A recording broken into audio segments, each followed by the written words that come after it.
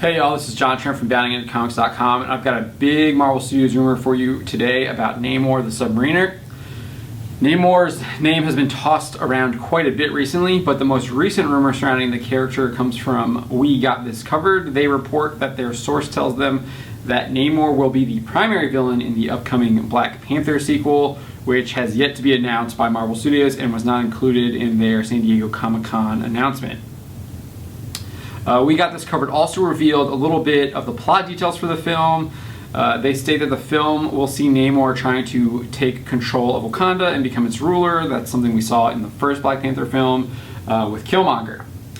Rumors previously indicated that Namor would show up in either Black Panther 2 or the upcoming Doctor Strange sequel, which, thanks to San Diego Comic-Con, we now know is titled Doctor Strange in the Multiverse of Madness. The idea that Namor would show up in the Doctor Strange sequel was bolstered by a deleted tweet from Doctor Strange director Scott Derrickson.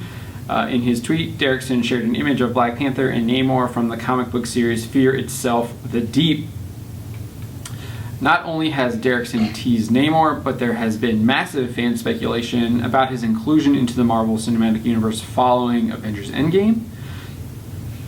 In a brief scene discussing what's been happening in the world, Wakanda's Okoye reveals that there is seismic activity on the ocean floor. Fans ran with this short line, believing it to be a reference to Namor. In fact, that fan theory would actually be shown to Anthony and Joe Russo, the directors of Avengers Endgame, who addressed it, but they left things open. Joe Russo, when he was asked about it, he smiled and quotely responded, quote, "Maybe."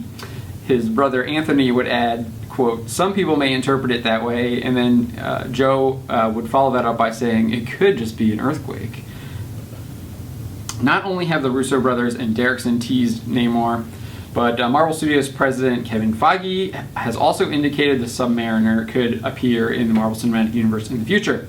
Back in October of 2018, Feige told Eric Weber of Awards Ace that Namor could make an appearance, but they were still deciding on if and when. It's quite possible we might get Namor sooner rather than later, and as fans of the comics know, he could be the bridge to the X-Men and mutants in the Marvel Cinematic Universe. He is a mutant after all, and he recently appeared in X-Men Red, the comic book series. The one big if I do have about this rumor is the idea that Namor will be trying to conquer Wakanda. We just saw that in the first Black Panther with Killmonger. It wouldn't make much sense to do the same thing over again. It would make much more sense if it was actually a war between Atlantis and Wakanda. In fact, Marvel could jump the gun on DC before they attempt to do a live-action Flashpoint that showcases a war between Aquaman's Atlantis and Wonder Woman's Themyscira. You could have Wakanda and Atlantis doing something similar. What do you make about this rumor? Do you want to see Namor facing off against Black Panther, or would you rather see him in the upcoming Doctor Strange sequel, or would you even like to see him get his own solo movie before having to kind of play second fiddle to one of the other Marvel heroes?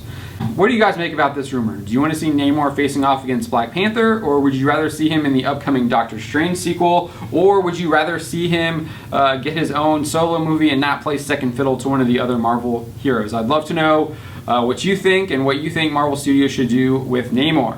My name is John Trent, and you've been watching Bounding into Comics.